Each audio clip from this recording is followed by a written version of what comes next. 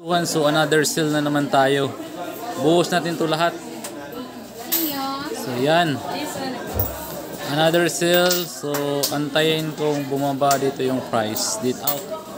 Sell out. Yun po. So antayin natin ito mamaya. Anong resulta nito? Sa palagay ko, babalikan niya itong dito. If babalik siya dito within this area, babalikan din niya to within 4 hours. Masyado pa kasing maaga kryptuhan. Wala pang na yung pagbagsak niya within 1 hour. Even mag-recover siya, is babalik din siya. Babalikan niya to. Tapos yung liquidation ko is 47. Malayo yan. Malayo siya.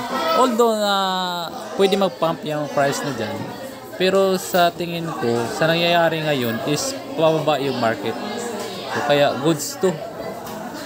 Good trade. Yan, unti-unti na siyang bumaba.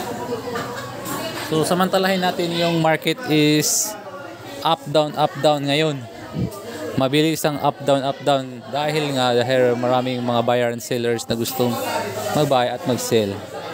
Pero sa araw na to is maraming gusto mag-sell. Yun lang. Pause muna natin. Ang nasa isip ko ngayon kryptuhan is dapat itong price na to is hindi niya malagpasan itong week na to. Which is ito po. Itong week candle na to 42,370 350 is hindi niya malagpasan. Yun yung nasa isip ko. Sana is totoo yun.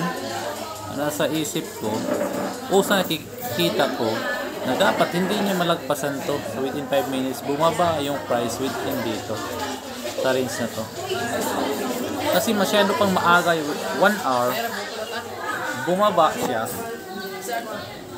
5%, 6% bumaba siya kanina.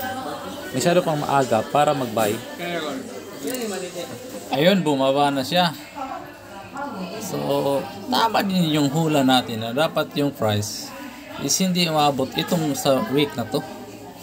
Dapat bumaba siya. So, yun. May gain tayo. Napakagandang trade na to. Expect ko, pupunta yan dito.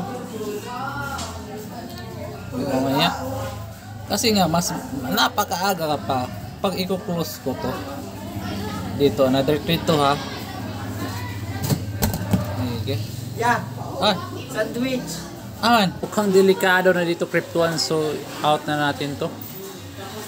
Goods na tayo dito. Teka lang, tumaas na bigla.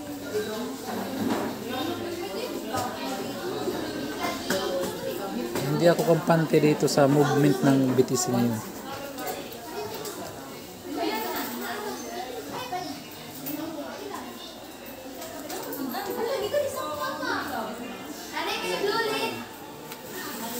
Stop loss ko dito banda 42 80.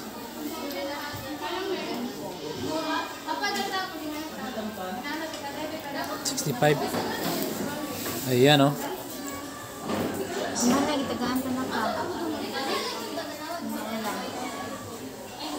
Go!